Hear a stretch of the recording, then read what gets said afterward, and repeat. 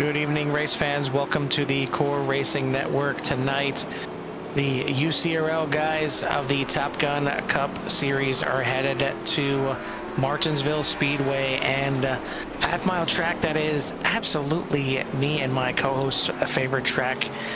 And if you're a fan of sarcasm, you're certainly going to get it here tonight, because this is just a rough track, plain and simple. But we'll see how these guys can handle it. If there's anybody that can tackle this half-mile paperclip, it is the guys here from the Top Gun Cup. Carl Hamwork joining the booth here tonight by Jimmy Cover. Jimmy, we're at Martinsville. We're back. And yes, it's Martinsville, the world's most famous paperclip, and the drivers either love it, hate it, whatever it may be. But I think tonight we're going to see some good racing, as normally some of the more challenging tracks with some talented drivers become their best. So I'm going to hope for that for them tonight, as it is a very challenging track to get around, because you got two basically short chutes, and then you got to let your car get around this nice flat corner, and it's really, really pay attention, making sure you hit them marks, not using the wheel too much, not get on the gas too much.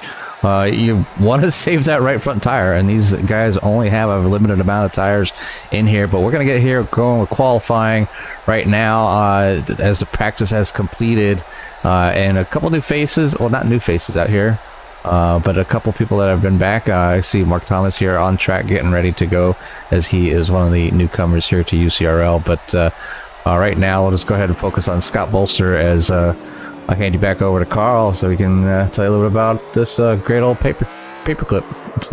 Yeah, and you see exactly what the paperclip can do right there to Scott Bolster, and it's one of those tracks, Jimmy, you hit the nail on the head. Hit your marks, hit your marks, hit your marks. There's no more three important words here tonight for these drivers except hit your marks, because that's really going to be one of the only ways people are going to pass, is if the guy in front misses their marks, either getting into the corner a little bit too hot, sliding up into the the second, third lane there, or getting a little bit squirrely, a little bit too much gas, goosing it a little bit too much off the corner, getting a little squirrely, or getting on the gas enough, and instead of the back end stepping out, it just pushed you right up towards the wall. But either way, if you hit your marks, you should be pretty safe out here, and you should have a pretty decent clip, but no pun intended. But I mean, this track is basically about 1.5 grooves wide. It's all the way from the bottom, little bit of grass patch down there, rumble strip, whatever you want to call it, at the bottom, all the way up about halfway through the concrete section right there. That's pretty much going to be the favorite spot for these guys. And I think what's going to be very interesting, and what these guys really need to pay attention to, especially when it comes to where you're coming out of pit lane. I think it's not necessarily going to be how fast your pit stop is. If and when we do get yellows, I expect there to be yellows here tonight. So strap in, make sure you got your favorite beverage with you, because it could get a little bit crazy out here tonight. But you don't want to be on the outside, plain and simple, on the restarts, unless maybe you're on the outside of the front row and you can sneak into that second spot going into turn one, or even off onto the backstretch. But you cannot get held on the outside here. It's going to be death. You're just going to fall back through the pack until you can find your way down in the bottom. So you could see some guys getting a little cheeky off of pit road, and if they are quick enough to count the number of cars that have already come out in front of them. And if you're looking at either coming out in fourth place or in fifth, maybe just tap the brakes a little bit and come out in fifth, so you're down there on the inside instead of fourth. So pit road strategy, but just in a different way here tonight, Jimmy. Yeah, another big game of chess, between tires, pit strategy, just track position in general, being at the right spot at the right time. If hopefully we can get this thing going and they go green for a long period of time, where they need to actually do green flag pit stops, and that would be amazing, because that would really throw in a big old wrench on this chess game here at Martinsville. So but right now we're qualifying. We have about a minute and a half remaining. JP Phillips on top with a 20.64, followed by Eric Jeffers, Grady Kirkin, and Andrew Ratcliffe. So Andrew's going to have to not be starting on the front row this week, but then follow the pack here as they're finishing up. Got Stuart Alford, Jake Lesh, Brett Kirby, Justin Kirby, as I was trying to plant some seeds for that family battle yesterday as I was talking to Justin. But Matthew Simmons and Jeff Ryan, Joshua Witherspoon, Tommy Ryan just taking the pole here with a 20.610. So Tommy showing that he has speed on a short track as well as those medium tracks that we always see him up in front at. Joshua Witherspoon, Tony Japs, Mark Thomas towards the back, Scott Bolster, and Tim Glass. So not necessarily a bad thing, Carl, starting from the back here. I think from the early goings, as we've seen these guys get pretty racy right from the get-go. Yeah, I mean, these guys have quite a long race here, and I think in the beginning it's going to be survival. And as much as I say, you know, that I'm expecting cautions here tonight. If these guys are smart, and I mean, most of these guys are, it could end up getting stretched out here a little bit, and may even provide a good long green flag run to start this thing out. And that's what everybody can hope for. But yeah, that's where it's going to get a little treacherous. Starting from that back is if you're not moving your way through the pack and you're just kind of content where you are, this thing will get stretched out, and the faster guys are going to be, you know, clipping off those laps a half a second faster than the guys in the back, if not better. So you're going to get into the one lap down territory pretty quick here, I think, if it ends up going green. But we'll see how these guys shake it out as we are set for the grid. Jimmy, why don't you give us a rundown? Yeah, we'll go ahead and give you the official starting lineup here tonight. As why is not the I don't have the results up here yet. It is awkward.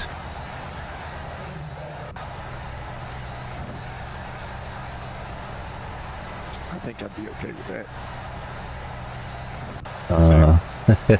Anyways, our lineup here for tonight will be Tommy Ryan, JP Phillips, Eric Jeffers, Grady Kirkin, Andrew Ratcliffe, Stuart Alford, Jake Lesh, Brent Kirby, Justin Kirby, Matthew Simmons, Jeff Ryan, Joshua Witherspoon, Tony Japs, Mark Thomas, Scott Bolster, Tim Glass, Jasper Crawford, and Chris Midland. So 18 car field here tonight. Good size field here as we're nearing the I believe this is near the halfway point, just trying to bring up the schedule here while these guys are gridding up. And this is race number 8. So yes, this is I guess kind of like in the middle of the start of the second half, as we have a 15 race schedule here for these guys. So Martinsville is kind of unofficially kicking off the second half of this season. 175 laps here tonight. So again, it's going to be a nice long run for these guys. Hopefully they get some green flag runs in here, and we can really shake out who the better drivers are, as I think we got quite a few up towards the front right now. We've seen Andrew Ratcliffe towards the top of the boards in practice, but he's back there in 5th position, but the all-important inside starting position. So we'll see how that shakes out. Point standings so far have been pretty much dominated by Andrew Ratcliffe, as he holds a 131-point lead over Grady Gherkin in 2nd. Eric Jeffers is in 3rd. Peter Pazuchek, Jacob Lesh, your top 5. And then Travis Bennett, Tim Glass, Stuart Alford, Justin Kirby, and Trevor Hunt, your top 10 in the individual points. For the team points, it is Turn and Burn Racing with a pretty decent margin, again, over Full Throttle Motorsports, Black Magic Motorsports, Sprunk International, Midpack Motorsports, your top 5, and then rounding out the field, Inc. Salsa Racing, and No Lift Motorsports. But we are pacing here around Martinsville. It's going to go quick here, and we'll get the track map up, at least on my side. Maybe not. Maybe it's all good on Jimmy's side, but we're going to be going green next time by here, as it's going to be Tommy Ryan on the front row, JP Phillips on the outside. Can JP Phillips get down on the inside? How easy is it going to be for these guys? I mean, you can certainly get a little racy on that outside to start, you know, with these fresh tires, but you're going to wear it pretty quickly. And as Jimmy said, you want to keep that right front on the car, as it's going to be a long time on this thing before you have to come in for fuel.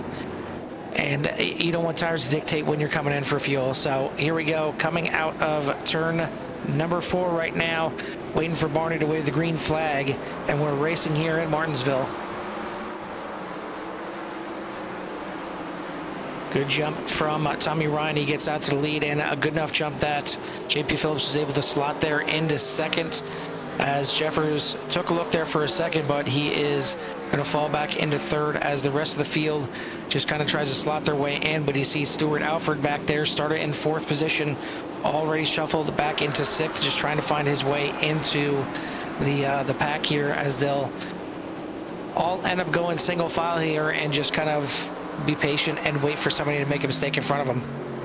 Yeah, so Tommy's able to get out front, and you see these guys kind of falling on a line as best they can, getting around here as they know they've had their fair share of issues with getting around some tracks with these 87s, you know, doing self spins and whatnot, and hopefully they were able to work those bugs out and get used to the setup. Right now, Tommy Ryan is out front over JP Phillips, Eric Jeffers, Andrew Ratcliffe, and Grady Gherkin for your top five. And these guys are, JP Phillips is going to go around, and that should bring out a caution here on lap 4 at Martinsville. And it looked like everybody did a good job to avoid any kind of contact there on the spinning JP Phillips, but that is not the way you want to start this race, as obviously starting in a good position there, starting in second, got to the inside, but it is a little bump from the 4 that ends up sending the 22 around here. So Eric Jeffers giving him a little shove, and then gonna shove himself by Andrew Ratcliffe behind, as Ratcliffe looked to go to the outside, Gherkin to the inside. Question is, when does the yellow come out right there? You know, will that have Gherkin in third or Ratcliffe in third? Could be very interesting to see either one of those guys start on the outside, how well they will do, as looks like we did have another car. Looks like it's a little too far away for me to see right there, but another car getting into the side of the 22. Matthew Simmons. Almost lifting and flipping him up and over. Yeah, it was Matthew Simmons kind of just meeting the guys there at the corner as they're cleaning up. Not too much to go. The only option would have been to stop. And sometimes it's hard to get these things to get wound down and stop. But so early tragedy here for JP Phillips, as he will have to visit the pits and continue racing here, as early cautions here, as plenty of race here, so you know, if you get wrapped up into something early, you could definitely come back from that. I don't really see anybody taking to pit lane on this one here, other than the other guys involved in the incident. So it's going to leave Tommy Ryan out front, Eric Jeffers in second, Ratcliffe in third, Gherkin and Lesh make up your top 5, Alford, Kirby, Ryan, and Simmons and Japs making up your top 10. But yeah, as we said, you take a look at the fall right there in the beginning on the outside for Stuart Alford. He fell from 4th all the way back to the 7th within just a couple laps until he could finally slot his way in. Now, unfortunately, for the 72, he is stuck on the outside again, as he's going to be starting in 6th position. And this is where pit strategy again can come into play. You know, if you know you're in one of those even numbered positions, and it's going to be just a tough restart for you, especially if you're, you know, maybe 8th place on back.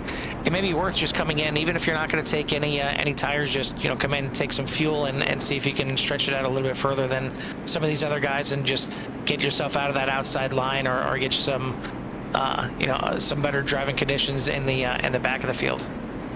Yeah, and that's all part of the chess game that, you know, these drivers have to go through.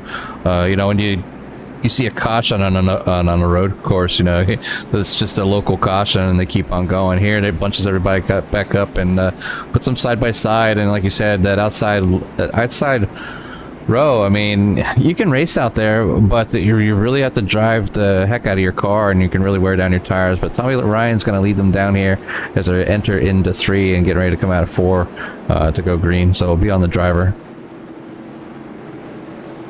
Tommy Ryan's going to get on the green. On the lap pedal, going to get a great jump. It looks like the 4 didn't get quite enough of a jump to get to the inside, as Ratcliffe now going to push his way into the inside.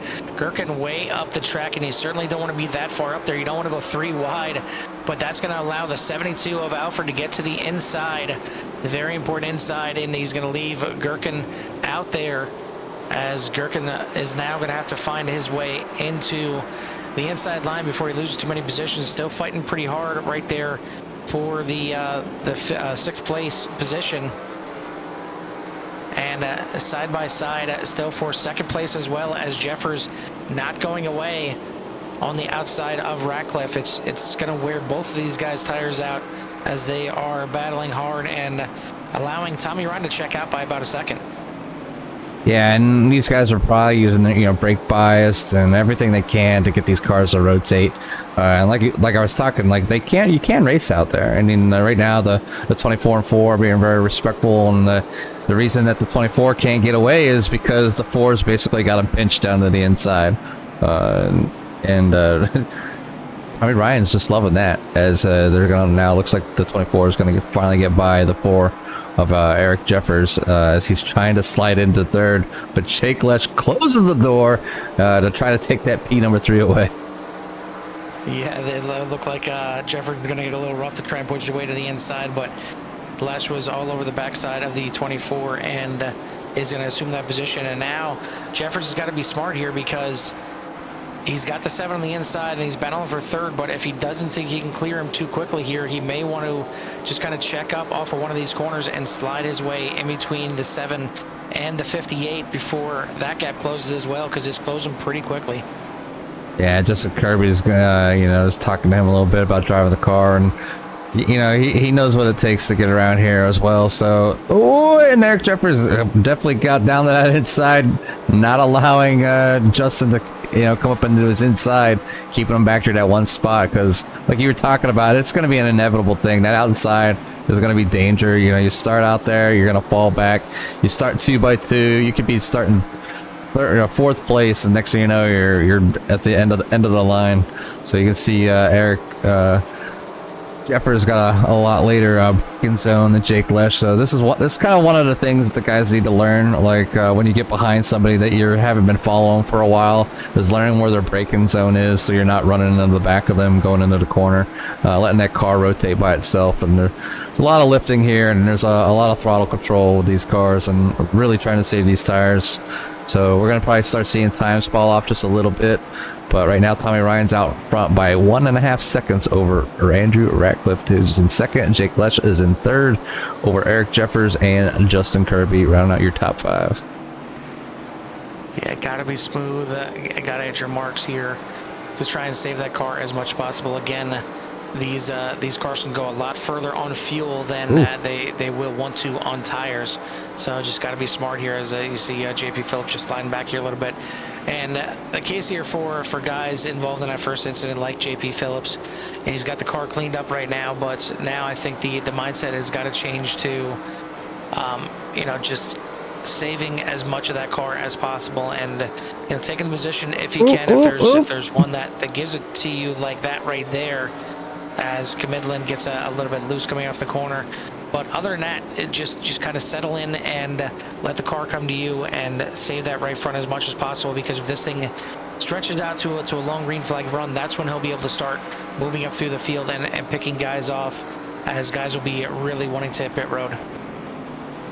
Yeah, so right now, I guess the guy who does not want to caution is Tommy Ryan, as he's driving away. He's got nothing but clean air. He wants to get as much space as possible. And hopefully catch up to the back of the pack and start putting cars in between him and Andrew Ratcliffe, as him and Andrew have had plenty of battles in the past, as Andrew is in now a second place, and Jake Lesh isn't letting him go, and neither is Justin Kirby, but I think Jake is feeling a little bit of pressure from Justin. Also, that 72 is Stuart Alford doing a great job there, and getting around Eric Jeffers as he's slid back to 6th place now. Pretty much everybody in single file, as looks like there was a slow car, unless that was just my... Whoa, Scott Bolster. No, yeah, 45, there it is. I don't know if he blinked out there, but I didn't see him initially, but Bolster having a little bit of an issue, but looks like he gets it back going here. No caution right now, but he's going to fall all the way back to 15th position, as he can slide in behind the 22 of JP Phillips. But you see the leader compared to the back of the pack, and there's only about a straightaway in between them right now. So again, this is where those guys that maybe started in the back, or guys like JP Phillips, you got to start contemplating when you start pushing from that back position, because you don't want to have that threat of going down a lap, because even if the yellow comes out, it puts you in an awkward position. Even if you're the lucky dog, you know, really try and catch up. And pitting here at Martinsville and not going down a lap from the back of the pack, it can be a little sketchy. Yeah, it can. A lot of times, what you do, you'll come in and maybe just take fuel, or if you want to take 4 tires, you're just taking right, and you're going. If you're in the back of the pack, you go in and you'll take fuel and rights, and then come back in and then take lefts, so you don't waste time, and you can get out there and few valuable seconds to get back out there to maintain on the lead lap, still get a 4 tire change in the pits. So it looks like Chris Midland has come in the pits, going another lap down there. So right now we have Chris Midland and Jasper Crawford, both a few laps down as they are continuing to get their cars serviced. Or maybe, we got a yellow flag here, and it looks like Tony Japs. I don't want to jump in there, but yeah, we are under yellow here. And we'll take a look back and see what exactly happened. Right there in front of Joshua Witherspoon. Right there. And of course, it looks like Mark Thomas might be involved there a little bit in the back as well. As we had action out of both the turns here, you see right there. I'm not sure what happened back in the back at the top of your screen there, but we also have the Tony Japs sliding a little sideways. I'm not sure which is the that's one. Why I thought I missed. Yeah, because that's when the yellow flag was out. But we'll go back here to kind of see what happened. And trying to see who is in front of Tony, because it looks like right there in front of Mark Thomas. Where's Mark? The 49 of, who's that? Matthew Simmons. We'll go ahead. And it looks like Mark might have bumped him just a little bit there. Yeah, Thomas getting in a little bit hot in the corner, and kind of right what we've seen with the first caution there, and just getting a little bit hot in the corner and into the back of the car in front. But it's going to put us under another yellow here, and going to reshuffle the field, and going to see pretty much the entire field come into the pits. I don't think anybody stayed out there, and it's going to certainly shuffle up the field. You got some guys under differing pit strategies. Looks like Jake Lesh did indeed elect to stay out here, so very interesting, and we'll see how long he can hold off the rest of these guys. Tommy Ryan is going to slide out there in second, so he's going to be on the outside on this restart. Be very interesting to see how hard he pushes to try and get around the 7 on the outside, as Ratcliffe going to be in third, Alford, Justin Kirby making up your top 5, and then you got Gherkin, Jeffers, Jeff Ryan, and Witherspoon and Brent Kirby rounding out your top 10. Yeah, and Jake probably using this time here to at least get his lap led. As he knows he's going to have, it's going to be up front. And I think even with some older tires, he's going to be able to hold some people up just a little bit. And if he gets a good jump, he'll probably get a good lap or two. But I'm sure like Tommy Ryan and Andrew Ratcliffe here, as we talked about pit strategy, right, Carl? So Tommy Ryan more than likely will be on that outside. And then Andrew Ratcliffe will be on the inside. So we'll see how Tommy can handle that outside and not fall back, as he was out just kind of walking away from the field here early on. So we'll see what if Jake can hold on to the lead, and how Tommy will hold on to being out front there on the outside, along with a few others who have the 72, the 46, the 41, all on that outside. So we'll see how those guys pan out here as we get ready to go back green here shortly, and we'll go on board with Jake, and see the pace car is now in, so we're getting to go green now. Yeah, going green this time might be Lesh and Ryan on the front row, Ratcliffe, Alford on the second row, and out of the corner, the 7 on the loud pedal, so he's going to get a good jump here. And the 60 had a chance to slide to the inside, and he is just going to get to the inside, and look at that. Not wasting any time, gets to the inside of Jake Lesh. Now, can Lesh get to the inside? Can he slot into second place? Not going to do it. Ratcliffe going to jump right in there. And that was the opportunity, I think, for Lesh. If he could have just slid down and got to the inside, might have been able to hold off some of these guys, but I think it's going to be a choo-choo. Here comes the freight train right now, and he's going to get just steamrolled on the outside. Yeah, here's oh, he's able to slot down in front of that 72. Maybe not, as the 72 closes the door, so not able to bring that 7 down as quick enough to follow Justin Kirby down in the corner. So kind of stuck on that outside right now with them older tires, and I think he's going to let everybody with the newer tires just kind of go by. Ooh, he's getting a little bit loose there as the 46 and the 4 work their way by. And again, another opportunity. Can he get that on the inside? He cannot, as Jeff Ryan going to go by now. And he's got Brent Kirby looking to try and close that door as well, but looks like he'll have one more opportunity, and maybe finally Lesh can slot in. But again, that's where you see how much that outside line is it's just hard. It's treacherous. And it doesn't help when you have the older tires compared to everybody else. But he's going to find his way in there, and now looks like Kirby going to dive to the inside, but the yellow flag is out one more time. Looks like might have been Tony Jeps in the back of the field. Yeah, I see a red here on Tony somewhere where my mouse went. Come on. Where'd you go? Oh, it's not there. There it is.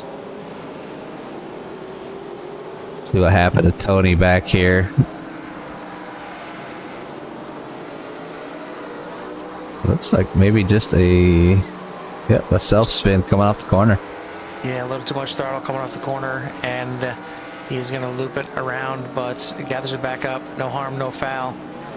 And you will get that number 19 Tide machine back running once again. But under caution again here. So far, nothing too crazy other than JP Phillips almost getting flipped over by Simmons earlier in this race. But other than that, it's been just kind of single car incidents here to start off of this race. So we'll see if they can clean it up here. I mean, we're only on lap 38, still got over 120 laps to go. Yeah, and JP Phillips, I mean, he's starting to work his way back up to the field, so he's up to 12th spot. So we know JP has the ability and speed to get back up to the front, and we'll see how maybe Jake's tires will now stabilize, as now these guys are, on pretty much even, I'd say even tires, but at least to get their worn in on just a little bit. So you never know. You never know. This could be playing Jake's favor, if it comes toward the end and he has more tires than everybody else. Just a little bit of strategy. He got them a couple points for leading, and lots of race left, so lots of time to get back to the field, to get back up front. You don't have to be up front the whole race. The biggest time to be up front is at the end. So we'll see how Jake handles the rest of this race, as he was able to get his laps led and now kind of settle in and work these tires and the rest of his gas tank, as we'll be getting ready to go back green here shortly, as these cautions, as frequently as we do get them, are not that long.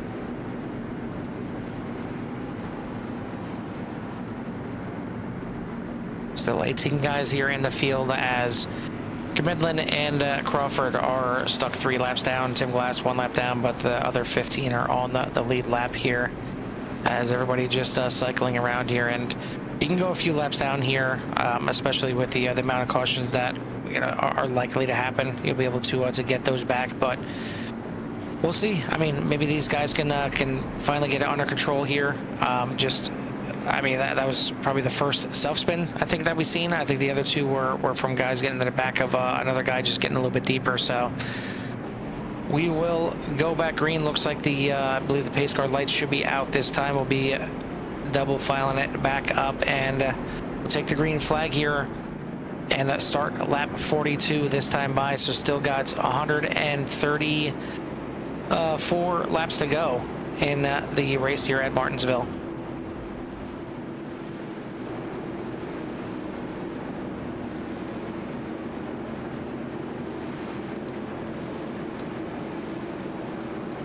It seems so long sometimes, just wait for him to crawl around the corners, get ready to go green. But a little accordion effect right there, a little pause from the 60, but he gets a jump as he is able to get to that inside over Andrew Ratcliffe in the 58, able to get underneath that 24.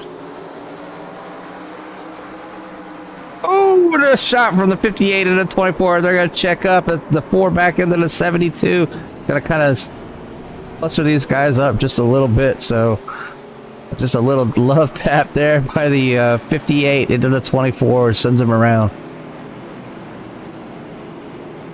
We'll go back and catch that again. As you can see then right there, already the event has already happened. And I'll go ahead and rewind it just ever so slight bit here. To 24. Andrew Ratcliffe here. Get a better shot as the 58 gets back in the rear end of the 24. Locks it up. Everybody starts checking up. See the 4 getting into the 72, which will shove them up and out and around. Oh, just missing the 24. Jake Lesh checking up. The 49 going 3 wide to kind of miss everything. Mark Thomas down low. JP Phillips down low. So it just looks like the 72, the 4 to 24, and Justin Kirby involved in that one as we are on under caution again here at Martinsville. Now on lap 45. So a little bit of calamity. Cautions breeding cautions. And it's, it's the track, the competitiveness of the drivers, and just it is what it is. These old cars just don't stop and turn on a dime. And when you're trying to be aggressive, accidents happen. So we'll see how things pan out here as Tommy Ryan still has the lead over Justin Kirby, Grady Gherkin, Jeff Ryan, Jake Lesh, Brett Kirby, Matthew Simmons, Mark Thomas, JP Phillips, Joshua Witherspoon, Tony Japs, Scott Bolster, Tim Glass, Stuart Alford, then Eric Jefferson in the pit along with Andrew Ratcliffe as they entered and exited, Jasper Crawford, and Chris Camidlin. It's pretty heavy damage on the back of that 24. Looks like back into pit lane right now, trying not to use the fast repair on that thing and just get it taped up, glued up, whatever they can do to get the thing back out on the track. But you see certainly a little bit wrinkled up there and on the back of the 24 machine of Ratcliffe, as he's going to be at the back of the pack now. It's going to be Tommy Ryan, Justin Kirby at the front, Grady Gherkin, Jeff Ryan will be on your second row.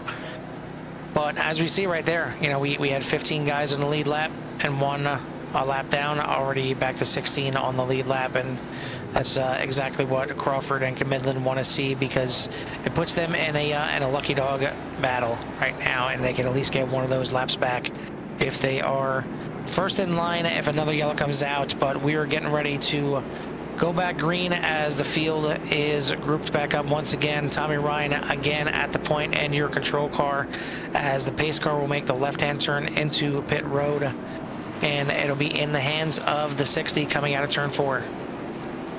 Yeah, and there's like no damage on the front of that 58 after getting into the back of the 24. I'm wondering if it was almost iRacing netcode, but it really did look like they touched there, and obviously the cars went around. So 58's gonna get in there a little hot, and it's gonna fall down, going too wide there with the 67. So a little bit hot going in the corner. So obviously there might be some damage done to that 58 if he can't get that thing down to the inside. Yeah, still struggling to get that thing to turn, so it may be some underlying damage, as he went from battling for second, losing third, fourth, fifth, and now falling into sixth before he can try and get his way down in front.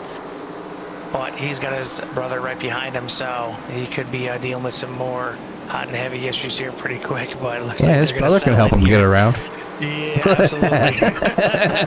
Just waiting. It's still a belated Memorial Day. We can still have some fireworks. It's just one day late. We're good. But battle back here right behind them for the back half of the top 10 here. Battle for 8th place between JP Phillips on the inside, Mark Thomas on the outside, but big incident here in the back.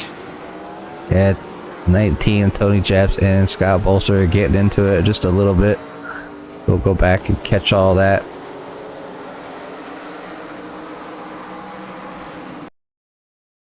See what kind of happened here. And maybe a little bit of help from the 24 of Ratcliffe getting into the corner.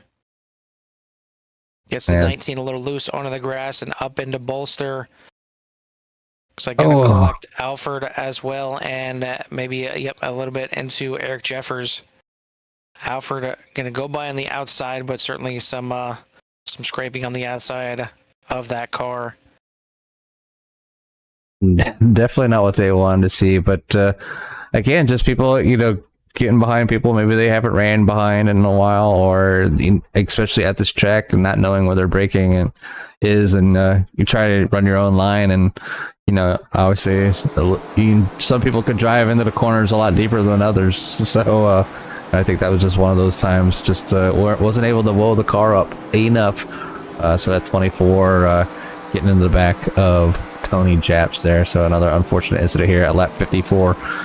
Tommy Ryan's out front though, over Grady Gherkin. Jake Lesh made his way back up into P number 3. Matthew Simmons is in 4th. Jeff Ryan's in 5th.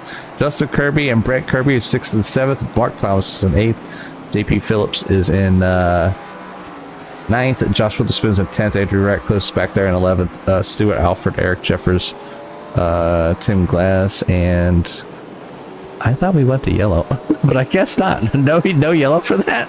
That's interesting. As we continue to keep this thing green, the field is definitely all kind of tossed up here. But the guy out front is Tommy Ryan. So, did we miss something there, or were we not live? Like, what is going on here? Well, either way, we're back green, and it is Tommy Ryan out front ahead of Grady Gherkin. As his field started to stretch out a little bit, Tommy Ryan out there to about a second lead once again, and well, looking at the events tower, Carl. I mean, I've seen the accidents, but no caution was thrown as we were covering the accident. There was no caution called. Well, that's certainly not going to be good for the guys involved, including Tony Japp, Scott Bolster. I mean, they did get cleared out pretty quickly, but yeah, that kind of a surprise when multiple cars are involved in that. But I'm guessing now we will have a caution as the 86 of Medlin going to go around in turn number 2. And that looks probably like a self-spin. Exactly. Instead of a 4-car pileup. Yeah, self-spin. So it might be like, the referees and the umpires sometimes do that. There was your makeup call right there, as we didn't have a caution for the first one, but we get the makeup call right there as Medlin goes around by himself. Yeah, something easy like that, and I'm sure, Scott and Tony and Andrew are all looking to get in and get their vehicles repaired, fixed, whatever they need to keep this keep their cars going around here tonight. So Martinsville, just that tricky track, man. Just getting doing what it is. And there's you see Scott Bolster get one of his laps back, so already working his way around to get on that tail lap, and we'll see if anybody comes in and get any more fuel or tires or repairs done. I would imagine maybe some of the guys on the back, but it looks like the guys out front will maintain their positions. Look and see if we have any takers. Just Stuart Alford, that was kind of in that incident last time, as he is in the pits along with Tony Japs and Scott Bolster. It was kind of as the famous saying goes, that's just short track racing, and I think that's what we're dealing with here tonight. Whether it's at Martinsville or Bristol or any of the other tracks that you can name under a mile, let alone under a half mile, and it's just it's tough. It's tight quarters, and a lot of times the gap seems bigger than it is on these short tracks, because you're looking for any little bit of a sliver of hope for you to try and make a pass, and sometimes you see something that's really not there, and then you go for it. It's a phantom passing opportunity, and just getting in the corner a little bit harder, or like you said, I mean, you got sometimes guys in front of you that you're not used to, and you're not used to where they're braking, and everybody brakes at a different spot. I mean, generally, within 50 feet is probably where people are braking, but if you're at the end of that 50 feet and the other person is at the beginning of that 50 feet, you're going to have contact. It's as simple as that. So we'll see if these guys can get it cleaned up here as we are on lap 62 right now. So still got about 2/3 of this race here to go. I mean, Tommy Ryan is certainly loving this. He's just sitting up front, just clicking off these laps, and doesn't have to race anybody. But even when they do get to green, he is checking out pretty good. So gonna be tough to beat Ryan here. It could take some pit strategy to get him. Yeah, I mean, that's all part of the chess game. So, but, you know, out there, obviously, give everybody, all our viewers, a shout out there. Barry, Trevor said he's really wants to be here tonight, and he's really crying inside that he's not here on Martinsville. And I'm sure Peter Pazuchek, I'm sure he's out there somewhere. I don't see him out here in the field. He's 4th of the points. I think he's taking a sabbatical, as short track racing can be pretty painful sometimes. Maybe he doesn't like short tracks like me. I don't know. But anyways, so there's a few drivers not out here. Pace car is in. Tommy Ryan's ready to go green. And here we go as he gets a nice jump over Grady Gherkin and Jake Less. Jake Less looking down to that inside to take that P number 2 away from Grady. Kind of hold him out there and kind of return the favor of what happened to him earlier in the race, as he had to fall back a few positions being stuck on that outside. Good job by Matthew Simmons to get down to the inside just in front of the 57, or I'm sorry, the 67 of Jeff Ryan. And right behind them, the Kirby brothers are going to slot in as well. So single file now from first all the way back to the end of the top 10, as still battling at the back of the top 10, and look like the 4 getting to the back of the 24 there, just a little bit on the entry of turn 3, but now that's going to get sorted out, and Ratcliffe going to try and get up behind the 22 of JP Phillips and figure out a way to get around. But again, it's got to be a little bit of patience. You got to exercise a little bit of patience, but it looks like JP Phillips going to allow him to go by, maybe just worried about saving that car instead of running it real hard at this point. But now Brent the Kirby 57 is going to go around. Not sure if he got any help from the 50 or not. We'll have to take a look at that one more time, but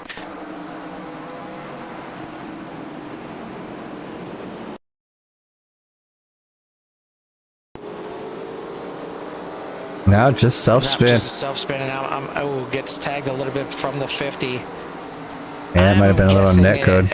If I'm a gambling man here, I think the 57, seen that 58 ever so close, tried to get to the back bumper, give him a little bump and run, rough him up a little bit, and just goosed it up a little bit too much. But now Brent Kirby goes around here, and a little tag from the 50. We'll take a look at the front of the 50 and see, and don't look like any kind of damage on the front. No, it of almost the looked like a little bit of 50, net. so. It looked like a little bit of net code or something.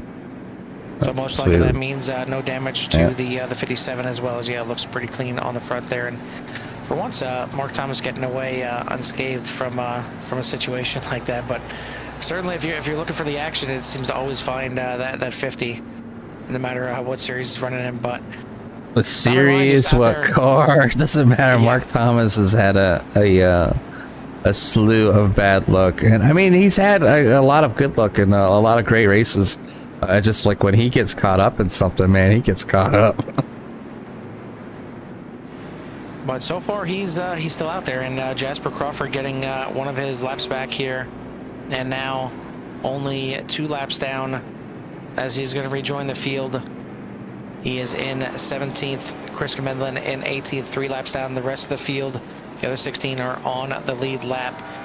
And to give you a rundown, it is Tommy Ryan, Jake Lesh, Matthew Simmons, Grady Gherkin, Jeff Ryan, your top 5, Justin Kirby, Thomas, Ratcliffe, JP Phillips, Eric Jeffers, your top 10, Alfred, Witherspoon, Japs, Bolster, Glass, and Brent Kirby make up your 16 cars on the lead lap. And then you have Crawford 2 down and Comedlin 3 down, as getting ready to go green one more time here. Looks like we're going to have one more pace lap, and then the lights will shut off, and we will take the green flag as we start lap 72.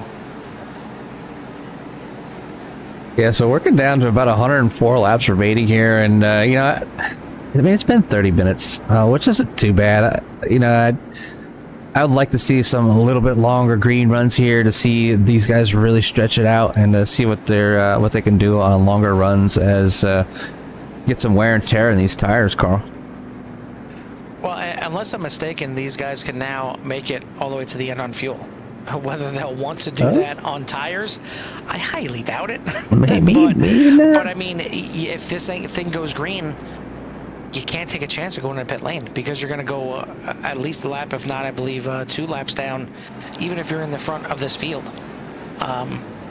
going in for a green flag pit stop. So yeah, they were looking at about 160 laps on a full tank.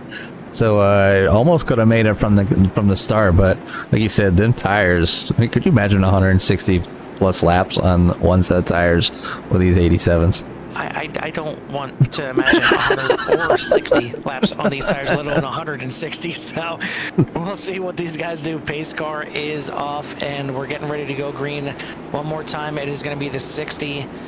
That is your control car off of turn 4, and he's firing off. Great restart from the 60 of Ryan, and another good start from Jake Lesh as well. He's going to slot into second place easily.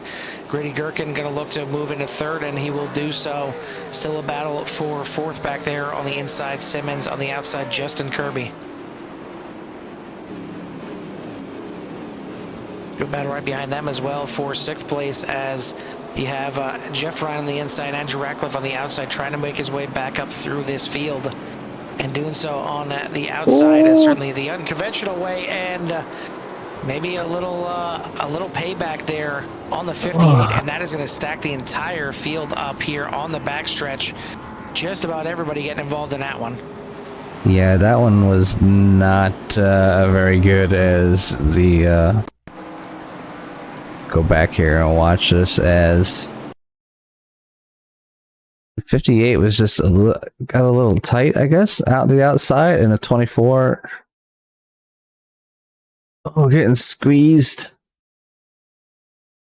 Yeah, pretty much know where you can go with that situation right there, as 67 and 24 were side by side. The 58 was out there and bringing it back down, but hard impact.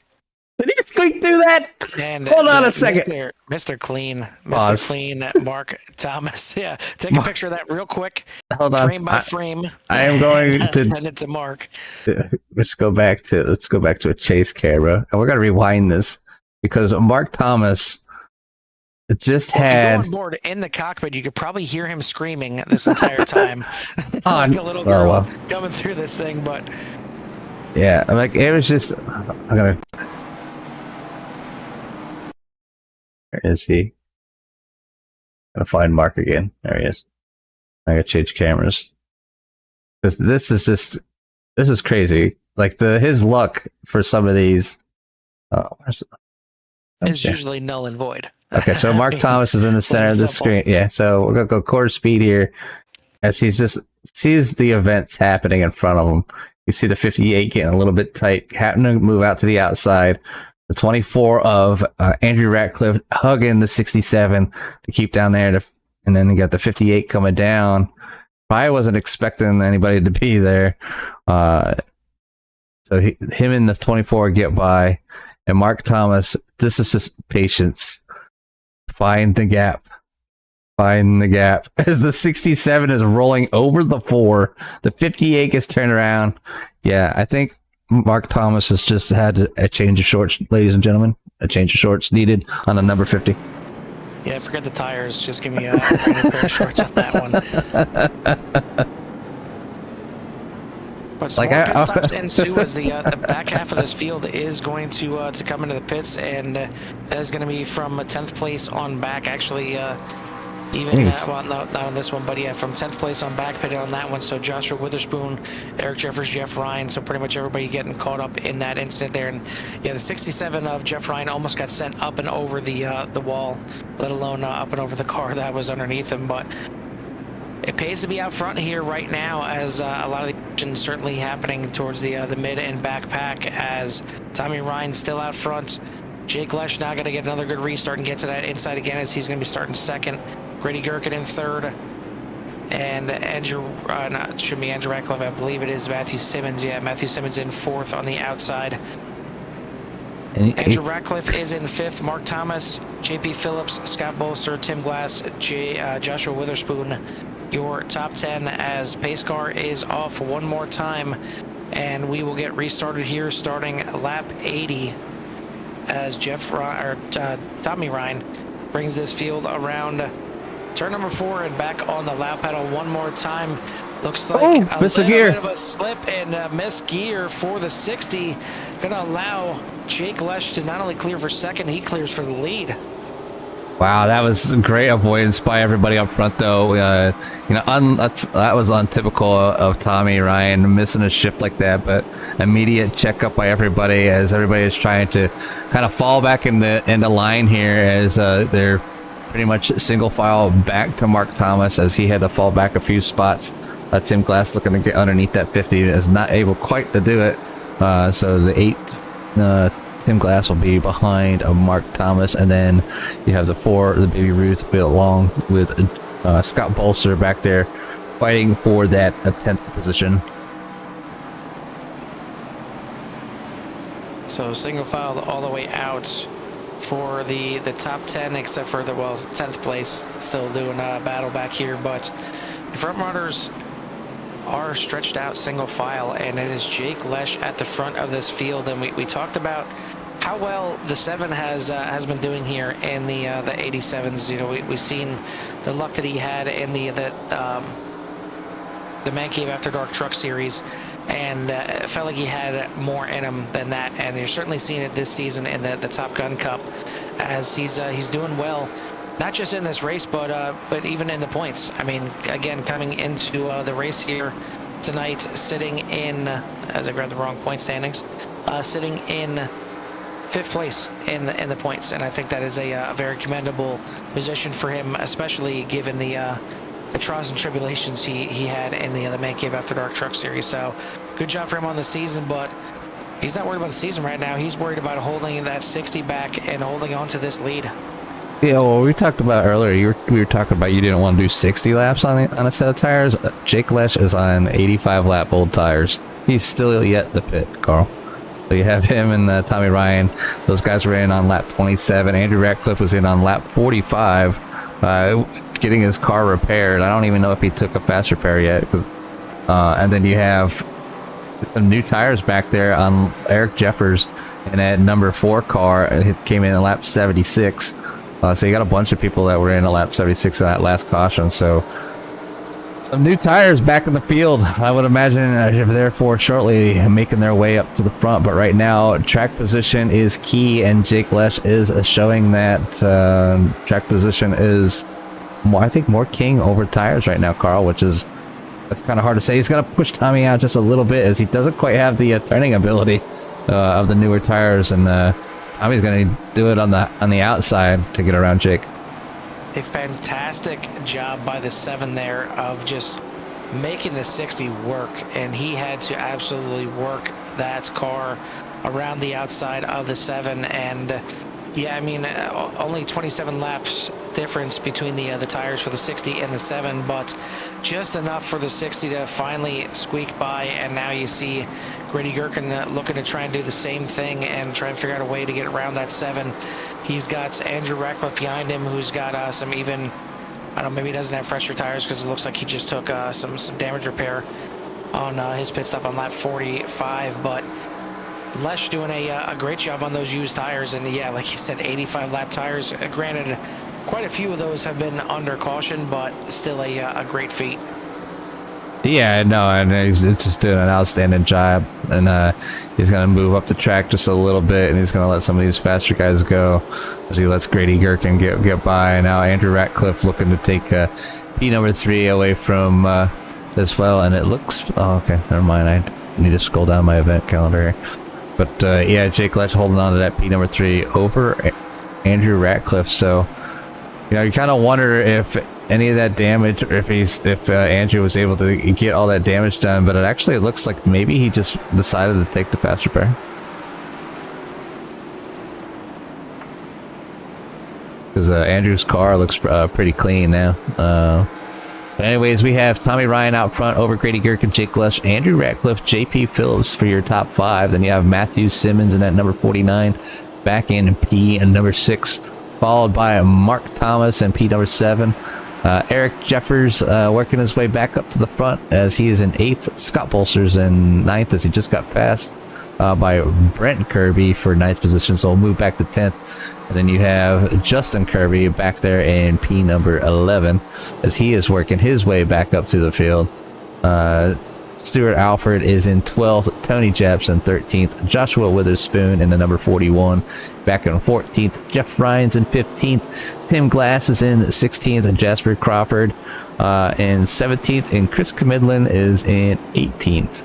So 18 cars out here. Jasper Crawford still 1 lap down, and Chris Camidlin is 3 laps down. So I'm sure Jasper Crawford looking to get at least 1 more caution here tonight and not be involved, so he can get back on that lead lap here with the rest of the fellow drivers here tonight.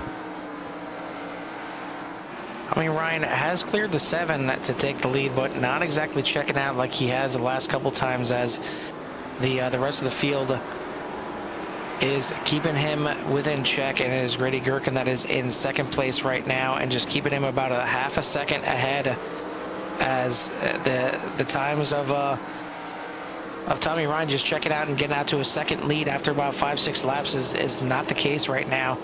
Tommy Ryan, Grady Gherkin, Jake Lesh, Andrew Ratcliffe, JP Phillips, your top 5. So Phillips doing a great job working his way back up through the field and get himself in the top 5 after the early mishap that happened, and I believe that brought out our first caution of the night. As looks like Simmons getting in the wall a little bit. It's going to allow Justin Kirby to get to the inside and move himself into 9th position. As Scott Bolster looked just for a second there as he looked as Simmons was having some troubles looking to get that number 45 underneath the 49, but thinks a little bit better of it and backs off just a little bit. His car reset to find another attempt or another opportunity to take that. And back there at Stuart Alford, yeah, that 72 is definitely seen its fair share of bumps, bangs, bruises here tonight, as he is currently sitting in that 12th spot after starting in 6th position here tonight. And then Tony Japs back there in 13th. So he's finally got that 19 tied car back on the lead lap here. He's got a little bit of right side damage, but he is followed by Joshua Witherspoon in that cheer wine car. Where's Dave Lohr when you need him? Because I thought he would be out here watching these. He loves some cheer wine. Absolutely. So we are on lap 101 now. So completed 100 laps of this 175 lap race, and now these guys have started to stretch it out a little bit here, and hopefully going to start a nice little green flag run. We'll step aside for a second, give you guys a little love to hear it. Yeah, let's crank these boys up for some love to hear it.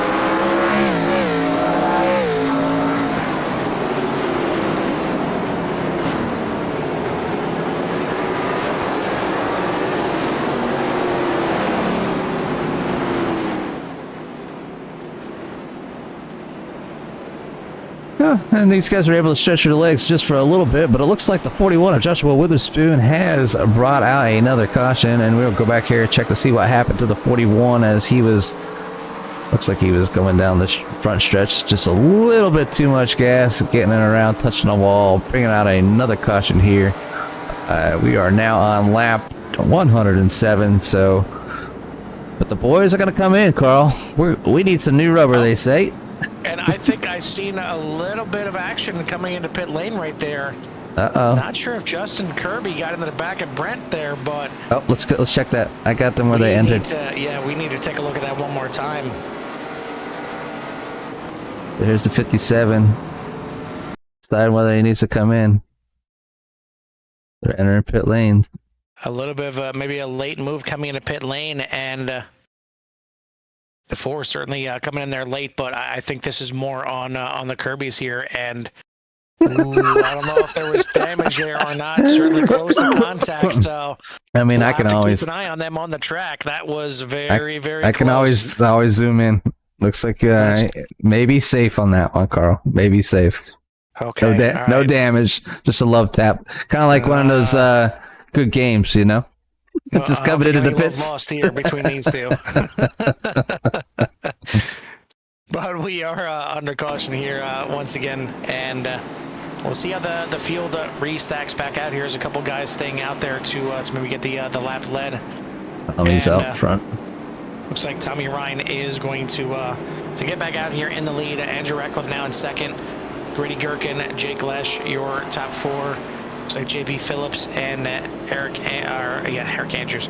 Wrong league. Eric Jeffers going to be your third row here for the restart. So again, we'll see how this outside line is going to work.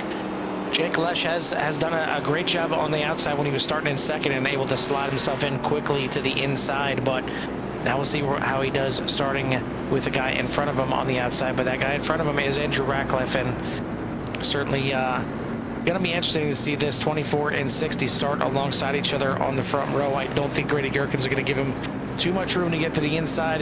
They are teammates, but it'll be very interesting to see how this thing plays out. But on lap 110 now, so we have got 66 laps to go in this race, so not quite go time just yet, but if you're in the back of the pack, you need to start figuring out a way to get up through the front. Good thing for Jasper Crawford, as he is now back on the lead lap, and that's where I said, you know, just because you're 3 laps down doesn't mean you're out of it.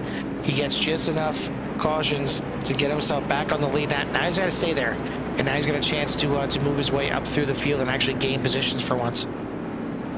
Yeah, so you know, you got Grady Gherkin, Jake Lesh, and Andrew Ratcliffe all running real well up there up front. So they're basically 2, 3, and 4 teammates following that Black Magic Motorsports of Tommy Ryan. So see the kind of jump Tommy Ryan can get, and show him that Black Magic needs to be out in front of that turn and burn racing.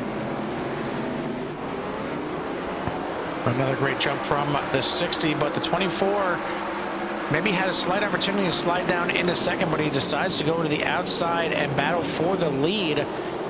But the 60 going to clear, and looks like the 24 is going to clear as well. And here comes Jake Lesh, just will not go away here tonight, and he's going to fight on the outside. Now he's got a chance to slide down to the inside. He's going to do so, so he will slot into 4th. Battle behind him is for 5th place, as very close there. JP Phillips sliding up, but that is not what brought out the caution. In the back, it looks like Tony Japs and Jasper Crawford finally gets on the lead lap, and now he's involved in an incident.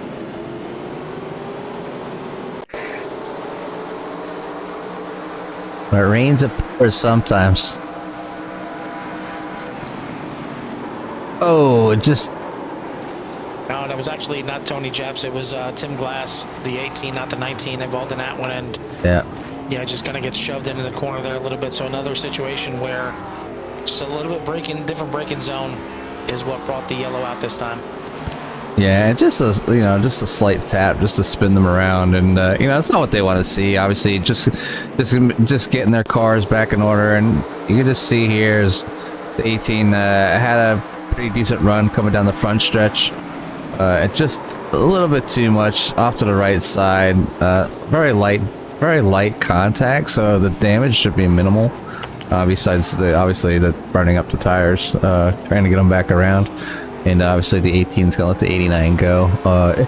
If that's when the caution came back out, and hopefully they line up that way, because that's the sportsman thing to do. But right now, Tommy Ryan is out front over Andrew Ratcliffe, Grady Kirk, and Jake Lesh.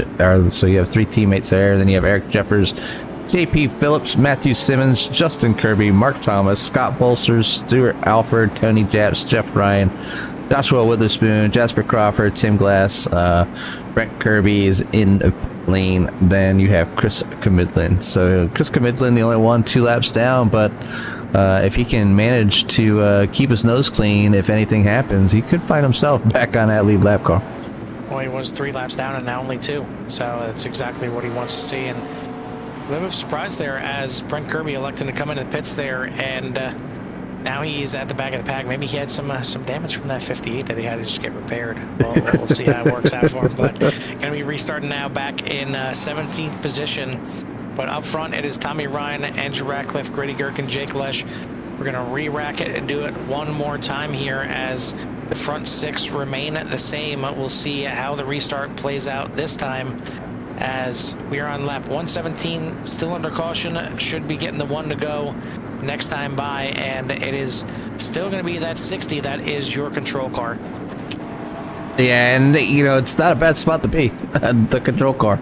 Especially not here at Martinsville. You're able to get a good jump. It takes a lot of work to get around you, and if you're fast, going to that outside really takes a very fast car that's probably got newer tires. And right now, I think everybody's on an even playing field, and Tommy Ryan is sitting in a great spot for the race right now, but plenty of racing still left, and I'm sure not the last of cautions to come here tonight, as I'm sure these guys are maybe getting a little frustrated with some of the cautions. But like we've seen, Carl, most of the cautions, I mean, we had a couple bumps and bangs, but most of them have been self spins or just people not quite checking up for the guy in front of them early enough. So we'll see if they can get the rest of that all cleaned up. Pace cars in and ready to go green here on lap 118. Yeah, maybe 1 or 2 cautions that involve 3, 4 cars, but other than that, it's been usually 2 cars at most involved in it. And a bit of a rough start there for, I believe that was Alfred on the inside. Yeah, actually that was Eric Jeffers, the 4 on the inside. He falls back a ton of positions. As not sure if that was a slip of the tires or a slip of the gear, but either way, he's going to sit back to the back end of 14th right now.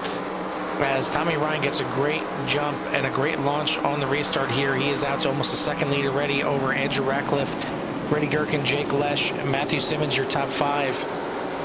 Battle back here as Justin Kirby going to try and go around the outside of the 50 of Mark Thomas, and looks like he's got some pretty decent speed on the outside there. And he is going to get it done. Still not going to move down just yet. So I'm not sure if that 58 just maybe, enjoys that outside line a little bit more, but it's going to allow the 50 to pull back alongside as these guys battle for 7th position. And, if you've ever, I know you have, if you ever raced around Mark Thomas, he'll, definitely loves the close racing, and he's one of those guys that you can be sure that if he's on the inside of you or the outside, he's going to give you room and just race the race, race that position. So as the 50 and the 58 are doing a great job kind of battling out here, like you said, for that 7th and 8th position, as definitely some of the guys in the front are also going to follow on. The 58 is going to get a little bit too much gas to get turned around, as that's going to bring another caution out here on lap 123. So Justin Kirby getting around all by himself. And there's my mouse. We'll just go back and replay it real quick, but just a self spin, just fighting hard there on the outside of Mark Thomas.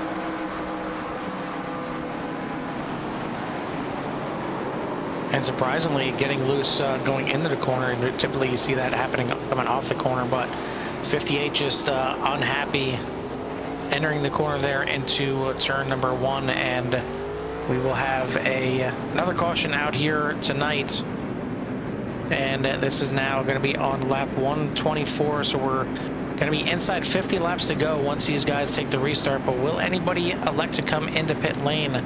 See, Brent Kirby was the one that came into pit lane last time. He was back in 17th, and he's up to 14th now, but everybody that's behind him is coming into the pits right now. So you got Crawford, Glass, and Justin Kirby coming into pit lane.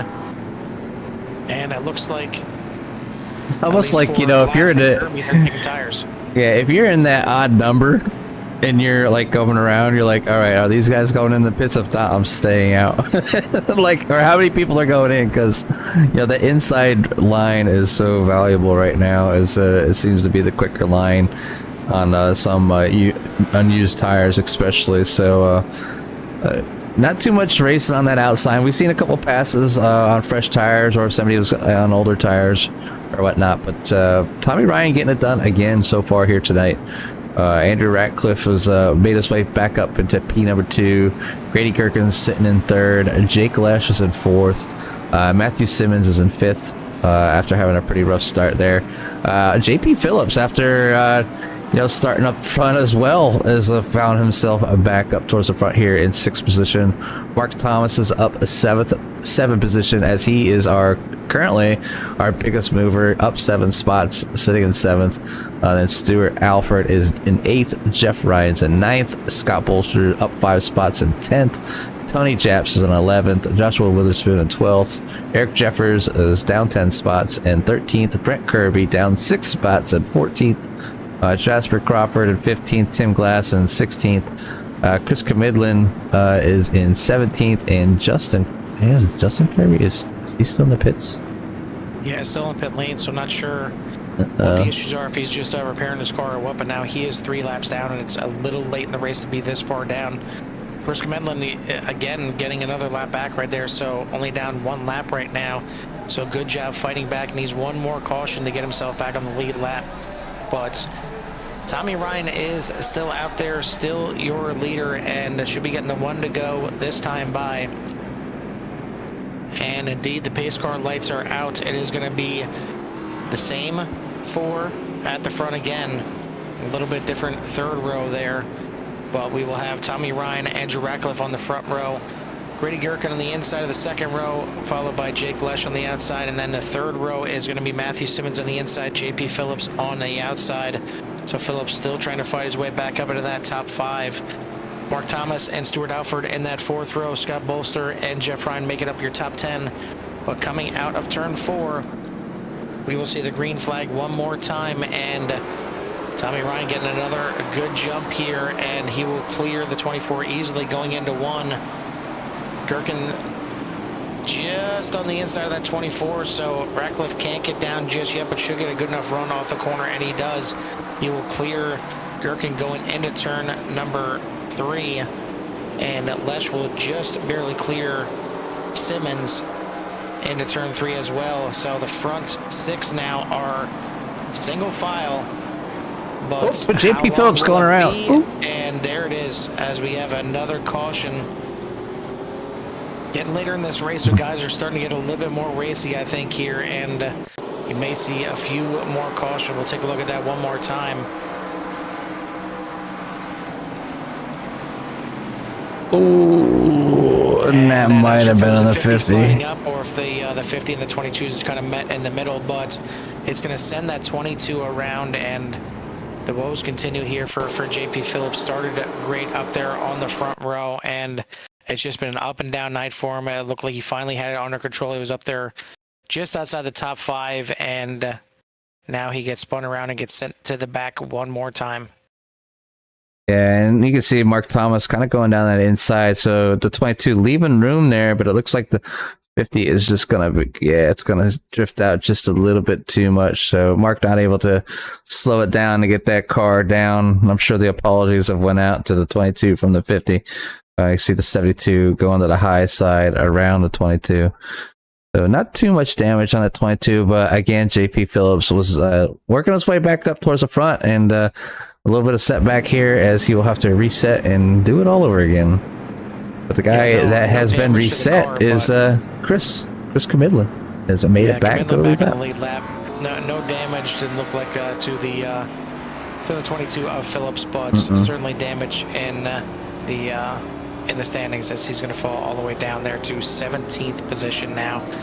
So very, very rough and a shame to see, as it looks like, yeah, the 58 of Justin Kirby back now on the track. So he's going to try and check off a few more laps, and realistically he is down 8 laps, but doesn't mean he can't pick up any positions, because I mean, cautions can get you some laps back for sure. But if somebody's used their if somebody's used their fast repair already, and they get a meatball, and it's more than 8 laps, at least that's one position there. So when you're fighting for any kind of points for your championship, for team points, whatever it may be, any points is better than no points. So out there just kind of getting some laps in, and just had a misfortune getting spun around there on the outside. So but out there just doing some laps, finish this race out. We're almost done here around lap 134 of 175, with Tommy Ryan out front over Andrew Ratcliffe, Grady Gherkin, Jake Klesch, and Matthew Simmons for your top 5. Then Stuart Alford, Mark Thomas, Jeff Ryan, Tony Chaps, Scott Bolster, Eric Jeffers, Joshua Witherspoon, Jasper Crawford, Brett Kirby, Tim Glass, JP Phillips, and then Chris Camidlin came in for some fresh tires there, or a gas or to go or whatever, in that 17th position. And then Justin Kirby rounding out our 18 car field here at Martinsville on lap 135. Field stacking back up one more time, and at the line we will have 40 laps to go. So starting to get closer and closer now to go time, and these guys are going to have to start figuring out where they want to be. And you certainly don't want to be on the outside, but it's worked out so far for the 24, and he's been able to get back to the inside in front of Gherkin on these last couple restarts. Can he do it one more time as they come out of turn 4? Gherkin gets close to the 60, and he gets a pretty good jump this time. 41 got a shove. It looks like he's going to back out, and it's going to allow the 24 to get back to the inside one more time. So Ryan in first. You got, Ratcliffe in second, Gherkin in third, and Lesh still hanging up there in 4th position. Battle side by side for 5th is with Simmons and Alford. Yeah, I think Grady is getting a pretty good jump there, along with Andrew Ratcliffe, and knows that he has some good speed, and is allowing him to get down, his teammate to get down in front of him, so their teammates can maintain that 1-2-3. But better yet, even if you possibly catch Tommy Ryan, that's leading this pack right now, and then you have Matthew Simmons in that 5th position, trying to get by the teammates of right there as well. Then 72, Stuart Alford has worked his way back up to 6th position, and then Mark Thomas is in 7th. Another guy having a great race is Tony Japs, after being involved in some earlier incidents, has found his way up to that 8th spot, up 5 spots from the start period tonight. And then somebody we haven't talked too much about is Jeff Ryan in that 67, as he was almost flipped up over another car as Mark Thomas was avoiding a collision. But he is he's up 2 spots from the start here, and found himself in the top 10 in 9th position. Eric Jeffers, after being in multiple series of cautions here tonight, has worked his way back up into P number 10. So he's down 7 spots, but I think, Carl, after everything that the 4's been through, just keep getting out there, and he's found himself at least back in the top 10 here tonight. Yeah, I think just trying to bring this thing home in one piece at this point is probably the mindset for a lot of these drivers. But we are now down to 35 laps to go in the race, and it's still Tommy Ryan out front. Does anybody have anything for the 60? Can the 24 or the 46 get close enough to maybe lay the lumber on the back end a little bit, and stir it up a little bit to see if they can get by the 60? Can they even reach the back bumper is the question, as he's starting to stretch out to about a 3/4 second lead right now, and that time is ticking down. Certainly not out of the realm that we're done with cautions just yet, as it's like the 46 maybe starting to think about, is it worth letting that 24 get in front of him, because it looks like he's got some speed in that car. Stuart Alford around. Well, the 72 around going to bring out another caution, And and a 50. back into the wall is going to be a lot of damage right there. We'll take a look at what brought that one out. Yeah, looks like a few things happened here.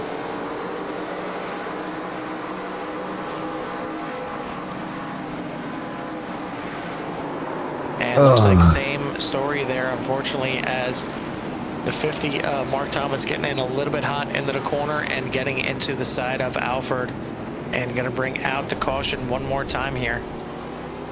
And it's really hard. There's Mark Thomas. It looks like he has pulled it into the... Did he pull it in the pits? He's in pit lane, right?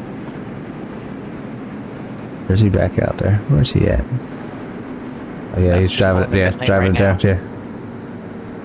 The Mark pulling it down in there. I'm sure he's got needs some fresh tires and get himself a reset, kind of calm down as you know, you get in that groove and you get that low line and you get a run and somebody checks up or closes the hole that they left. I was watching some videos, Carl, on like racing and stuff, and that right rear corner, they constantly have people refer to it as the danger zone. So like going into a corner, you know, people will leave that line open. They'll take a later apex than you taking an earlier apex, and they really there's pretty much a danger zone. And after watching a lot of them videos, I second guess a lot of turns that Mark Thomas is trying to beat the pace car out here. Let's see if he can. I think he is going to be able to. Yep, it's just going to barely beat that pace car out to stay there on that lead lap.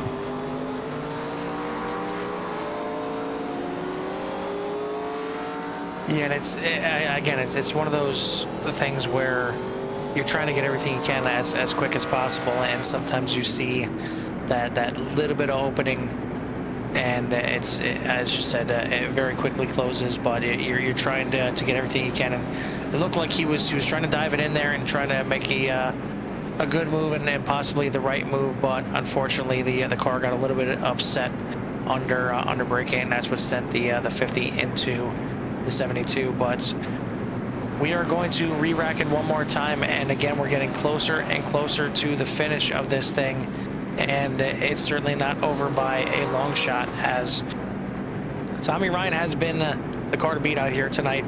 But we keep having these restarts, and we've seen on one of his restarts wasn't exactly a stellar one, and slipped up a little bit and fell back. But we'll see if he can keep getting these good restarts here, and he's going to need at least one more, as we're going to re-rack it here, get the one to grow, and we will take the green flag on lap 149 here. So we're going to have, I can't even math right now, 27. We're going to have 27 laps to go here as we take the green flag. Yeah, 27 laps, not many left to go here, ladies and gentlemen, but it's been an interesting one, and I'm sure the drivers are, you know, at that point, you know, you get out there, you want to win, you want to finish well, you get competitive, and they're really racy, especially these guys up front. You have the 60 of Tommy Ryan leading these guys as the pace car is in, and getting ready to take, and he gets another great start. But Jake Lesh and the rest of the team there, they're getting a great jump as well. But it looks like the 46, is he gonna give yeah, he's gonna give Andrew Ratcliffe enough room to get down below him, but Jake Lesh is gonna use that outside. And now is Jake gonna get stuck on that outside, or is he gonna be able to fall behind Grady Gherkin? It looks like he's able to fall back there behind Grady Gherkin as the teammates continue to run 2, 3, and 4, as Tony Japs has made his way up to that P number 5. So Tony Japs having a great showing here late, is also Eric Jeffers out of nowhere has moved underneath Tony Japs. So, you know, I think, Carl, some of these restarts is paying off, especially for that number 4. He could have started, I don't know where he started from this restart, but if he got one of those inside lines, he's doing a great job working his way up through. And it looks like the JP Phillips is also looking to get to the underside of that 19. And here's the move, as we've seen it fail for some drivers here tonight, but Tony is able to maintain that position over the 22 of JP Phillips. Oh, and a big crash in the back there, and I think that was Chris Kamedlin. And and a night that was just so rough for him for so long, being stuck 3 laps down, finally gets back in the lead lap, and then this happens right here. And it seems like turn 4 has been the bugaboo for a lot of these drivers, right in front of Mark Thomas. Not sure if we got a piece of that or not, but hard impact for the 86 into the inside wall. And I was just about to say, if this thing goes green, keep an eye on that 22 of JP Phillips. He's got the freshest tires of anyone in that top 10, but unfortunately we keep getting these yellow flags. And now for a second there, it flashed that these guys were coming to pit lane. I don't think they are. We'll have to get it back to live. Some fake outs. Must have been, as yeah, everybody's still staying out there. Looks like Scott Bolster going to be the only one coming down pit road, but it's going to get to the point here real soon where these guys are going to have to get really aggressive on the restarts here, as we're going to be under 20 laps to go now. And you're going to have to try and make your moves, especially if you're JP Phillips. You got some fresh tires. You're going to have to maybe force the issue a little bit. He's starting in 8th place. Of course, not where you want to be on the outside, but he's going to have to figure out a way to get to the inside, whether that's forcing it and making a move real quick around someone on the outside, or just slowing up a little bit, sliding on the inside, and then working their way through the field.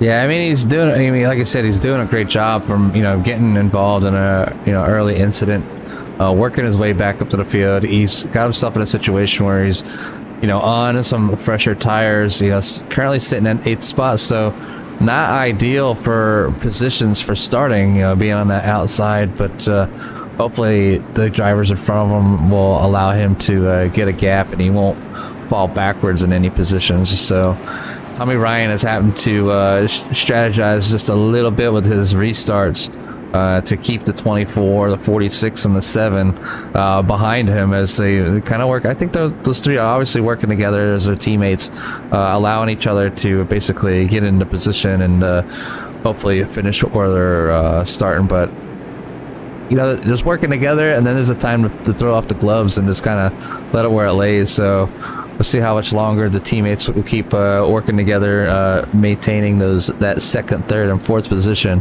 because you have Eric Jeffers back there in P number 5 looking to come back and at least get back into his podium spot where he started. 20 laps to go right now, so we'll be inside 20 to go on the restart. Tommy Ryan, Andrew Ratcliffe, Grady Gherkin, Jake Lesh, and Eric Jeffers, your top 5. So a good comeback here for Eric Jeffers, but not all done yet. Once again, I'll say that, and I'll keep saying that until we're done here, because at Martinsville, you can certainly see the chrome bumper get used. It doesn't matter if it's teammates or not. It could get very physical here at the end, but we are lights out now on the pace car and going to be going green next time by. Is going to be 18 laps to go here. Who is going to get it done? Will anybody have anything for the 60 of Tommy Ryan here tonight? Will the top 3 remain the same? I mean, we've had a good showing for the last couple of restarts, like you said, from the teammates. The 24 getting in front of the 46, but you see the 46 a little bit more aggressive in that last one.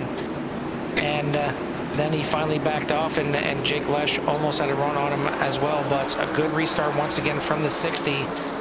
Tommy Ryan out into the lead, but now the 24 going to fight on the outside.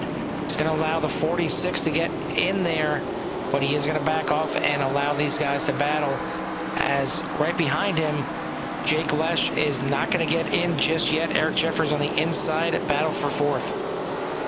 Yeah, and you kind of see it coming. Eric Jeffers obviously on the looking to get back in there. He's been fast all night and just wrong spot at the wrong time, and now he's back into that.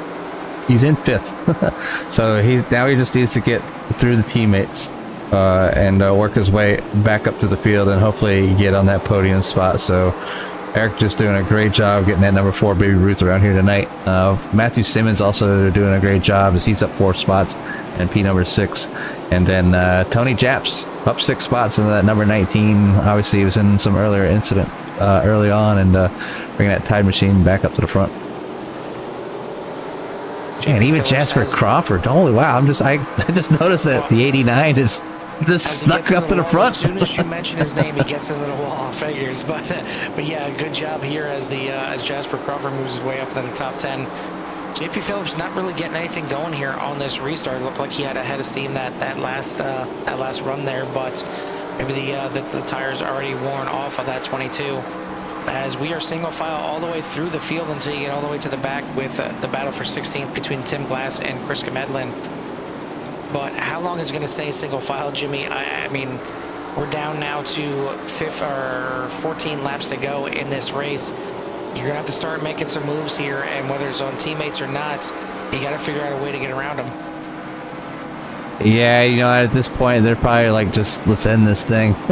We're almost done. Let's go a couple more laps before we start racing. But when they got to start racing, there's a position back here with the 45 of Scott Bolster and Jeff Bryan for Pete, number 12, as the 67 is trying to use the outside. The 45 uses the inside to get around the 67 as he sets his sights on the number 50 of Mark Thomas, trying to get back up in that top 10, but he needs to get around Mark first. So we'll see how this race ends here, as it's coming to an end here quickly, as Tommy Ryan is out to the lead over Andrew Ratcliffe, Grady Gherkin, Jake Left, Eric Jeffers, Matthew Simmons, Tony Jasper Crawford, JP Phillips, and Joshua Witherspoon for your top 10. This time by, they will get the 10 to go signal, and a little bit of a breakaway for the top fours. There's a little bit of a gap from Eric Jeffers back to Matthew Simmons, but they're all chasing this man right here, Tommy Ryan, just being methodical out here and doing what we said, the 3 words at the beginning of the race: hit your marks. He is doing so far. Ratcliffe not letting him go, keeping it within a half a second, but just not close enough right now. 9 laps to go here at Martinsville, and still the 60 leads this field over Ratcliffe, Gherkin, Lesh, and Jeffers in your top 5. Yeah, so leaders doing a good job, just kind of keeping it single file. Obviously, this thing is closing down at the end. Andrew Ratcliffe not allowing Tommy Ryan to get away, but it's not quite able to catch him. And half a second here, it seems to be an eternity sometimes, trying to get to the back of another car. Lead starting to stretch out now just a little bit, finally getting over half a second, but Ratcliffe gains again coming off of the corner, and now battle back here for the back half of the top 5. Battle for 4th as Jeffers look to get a move on the 7. Not going to happen just yet. So he's going to regroup and maybe take another shot at him, as he got the run certainly out of turn 4, but that's where we've seen a lot of guys slip up coming off of turn 4, not so much out of turn 2. So just a little bit slicker out of turn 4 here tonight. Battle right here for 6th and 7th between Matthew Simmons and Tony Japs. But out front now, coming across the line, this time by 5 to go for Tommy Ryan. It's back under a half a second, and maybe Ratcliffe closing in just a little bit more here. But you see still about a car width in between these guys, and that's too much to make anything happen. But these guys have checked out now a little bit on 3rd place Grady Gherkin, as he's out back there about a second. Yeah, and they're just, you know, Tommy's just out there able to, you know, it's got clear sailing in front of him right now, and you know, the amount of laps remaining, you know, the lap traffic will not be a factor here, so it's all on Andrew Ratcliffe to get around Tommy and be able to put that car close enough. But Tommy's going to need to mess up, or Andrew's going to need to put a lot of pressure in order to get Tommy to even slide up to that high side. So the laps are ticking down here. We're on lap 173 of 175. Well, Ratcliffe certainly making an effort, as he had down almost to 0.3 of a second there for a brief moment, and still somewhat close. I mean, he's gonna have to really send it, and it'd be a little bit too far back at this point. But we got 2 laps to go now as we near the end of this race, and now it looks like the 60 finding a little bit more, maybe another gear here on these last couple laps, just trying to keep out ahead of that 24. Going to see the white flag this time by, and it's about just under a half a second lead for Tommy Ryan over Andrew Ratcliffe. Ratcliffe going to try and drift out and maybe get a good run off the corner and have one more shot into turn 3, but a little bit of a slip up coming off the corner. And he's going to be too far back to get to the bumper. It is going to be Tommy Ryan getting it done here at Martinsville.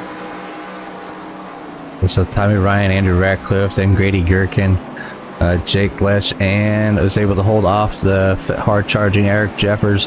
Matthew Simmons coming in 6th. JP Phillips in 7th. Mark Thomas will finish in 8th. Tony Japson 9th. Scott Bolster breaks another top 10 in 10th position, and Brent Kirby will be in 11th. Jasper Crawford in 12th. Stuart Alford in 13th. Josh Witherspoon 14th. Chris Kabidlin finishing in 15th after being many laps down tonight. And Tim Glass in 16th. Jeff Bryans in 17th, and Justin Kirby will round out your 18 car field here at Martinsville. So, Carl, I think the short tracks are, I think they're pretty much over for the season. And I'm sure that's just something that the teams are going to be looking forward to as our schedule, flash the schedule up here on the screen. Is next week we go to Charlotte, and then we have Dover. But all the tracks underneath 1 mile are completed for the season. So we have Charlotte, Dover, Pocono, Watkins Glen, Michigan, Phoenix, and Atlanta remaining up on our lineup. And again, the races here at UCRL, the Top Gun series, are every other Tuesday. Next race will be on 13 June. So looking forward to seeing these guys as we watch some of them participate in our CRN 300 that we had just last week. Yeah, certainly a fun event, and again, already in talks for our next event, which could be coming up in July. So keep it tuned in here to CRN. If you haven't yet, please make sure you hit that like and subscribe here for tonight.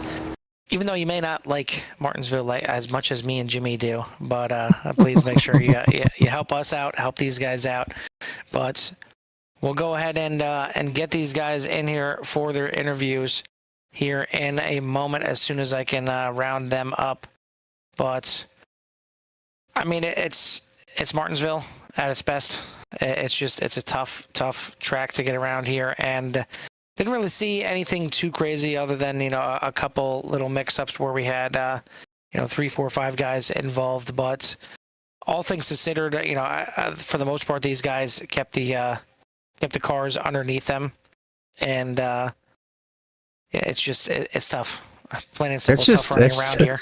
It's just a hard track. I mean, it's these cars are, harder on some of the longer tracks. They don't turn very well. They don't stop really great. And, we've seen that here, and they have plenty of power, and it's not hard to give it a goose it just a little bit too much and bring the rear end around, since we've seen the the self spins, or the little what's appeared to look like late braking. But it's just being around these guys, and if you're not following people this close, or you don't race short tracks all the time in this car, and it's a real different hard sensation to get that sense of distance and what you need, how much pressure you need to put on our brakes through monitors and whatnot. We do the best we can with the gear that we got, and but not everybody's a professional. We come out here for fun, and again, it still put on a pretty good race, as we had a great finish here with Tommy Ryan in first and Andrew Ratcliffe in second, and Grady Gherkin finishing third for our podium finishers.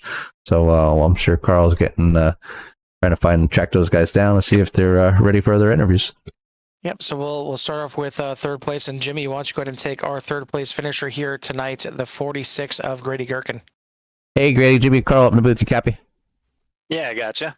Hey, very interesting evening here tonight, as you're able to pull away and get a third place finish here. We did notice there at the end of the race that the 3 teammates were running 2, 3, and 4. So, and I think that were you guys kind of checking up just a little bit, so allow Andrew Ratcliffe or each other to basically fall in the line and not being able to be, I guess we call it like railroad, where you get stuck on that outside? No, I mean, we really weren't. We were kind of racing there. I had a couple of good restarts, and then I would miss fourth gear going towards turn 1, and then I would lose my my start against Andrew, kind of. And then he had a good run off the corner and was able to kind of get back in line in front of me and take that line away. So I had a few tries. They gave me a lot of tries at that tonight, and I just couldn't get it done. So, Well, anyways, it looked like you were a well-oiled machine as teammates here up in the booth as you were able to finish second, third, and Jake Lesh falling off the podium in fourth position. But great finish by the team tonight. But give us a little rundown on your race here tonight, as it was plagued with a few cautions and a few mishaps. yeah, the cautions there were getting a little old. One thing we did notice earlier is Jake ended up staying out on the old tires. And after we cycled the tires like one time, they ended up hanging in there really good. So we took, I don't know, another pit stop probably mid-race or so, maybe like 60, 70 to go, and basically determined we weren't going to stop again because it wasn't worth getting back in the back of the pack there. So we decided to run it out that way, and Jake had me sweating it real bad there at the end. I thought he was going to get underneath me and make a move, take third place away. But I do want to thank Andrew. At least he's changing that paint up, so when I'm looking at that back bumper, it's a little different every week. I mean, yeah, when you're chasing your teammate every week, because he's been a pretty dominating car. But in any way, shape, or form, your team did well tonight. You finished third. I want to say congratulations and give you a little time to give any shout outs that you may have. Yeah, shout out to the teammates. We have a good time out here. I know tonight was a little bit rough, but we do work together, share some information. So that ended up helping out a little bit here and there. So that was good. But definitely thanks, Scott, for all the time put in. I know tonight I think was a little rough with all the yellows, but and definitely thank you guys for broadcasting it. Yeah, and we'd love seeing you guys out there. But in any case, congratulations on the P number 3, and we'll let you go and celebrate with your teammates. All right, thanks, guys. All right, that your third place finisher here tonight, the 46 of Grady Gherkin. Now bring in the second place finisher here, the 24 of Andrew Ratcliffe. And Andrew, once again, a bit of an up and down kind of day here, but you find yourself in second place for what seemed like the last maybe hour tonight as a bit of a rough ending here with all the cautions, but you had a few chances there with the 60. Do you think you had anything for him if you could have got to the back bumper maybe? Well, I probably wouldn't have moved him. I mean, especially when I hadn't been as good as him all night. I think that's kind of crappy to just because you're close to him because of cautions or whatever to somebody. If I had, I don't think I would have done anything. He had us beat tonight, but I was searching and trying. I was at least able to keep up with him those last 20 laps. I was kind of pleased with that. I had tried something different with the line, and big shout out to Grady and Jacob because I was off. They shared the brake bias information with me, and I changed mine to kind of mirror what theirs was, and it seemed to help because I felt like midway through the race I was a fourth place car, but then at the end, Tommy and I kind of separated ourselves, and I was able to keep up with them. But no, I was second place best tonight. Tommy had us. Tommy had us beat. He's very good here. Yeah, it seemed like you were kind of keeping it just inside a half a second, and it seemed like you just couldn't gain. But then all of a sudden, for like 1 or 2 laps, you had it all the way down to about a third, or about a third of a second.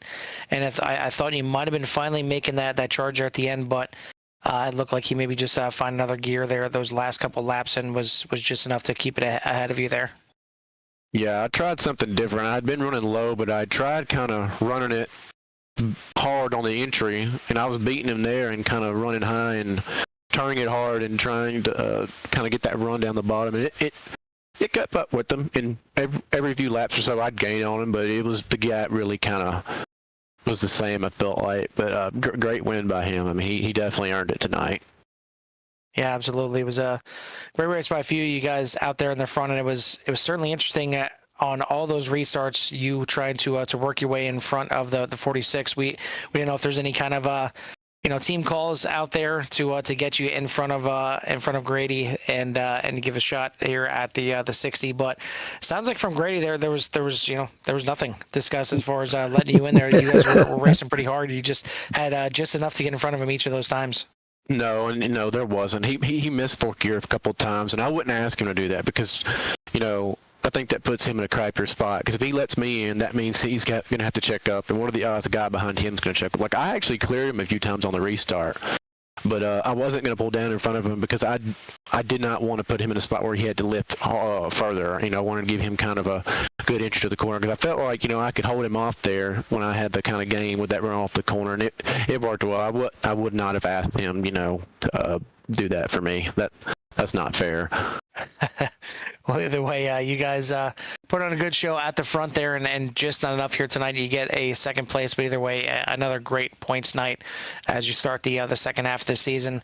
Now that we're done with the short tracks here for the year, are you happy with that, or were you kind of digging these short tracks for a little bit? Yeah, I love the short tracks. They're a lot of fun. I'm decent at them too. For the most part, I'd say Martinsville, between Wilkesboro, Bristol, and here, this one's probably the weaker one.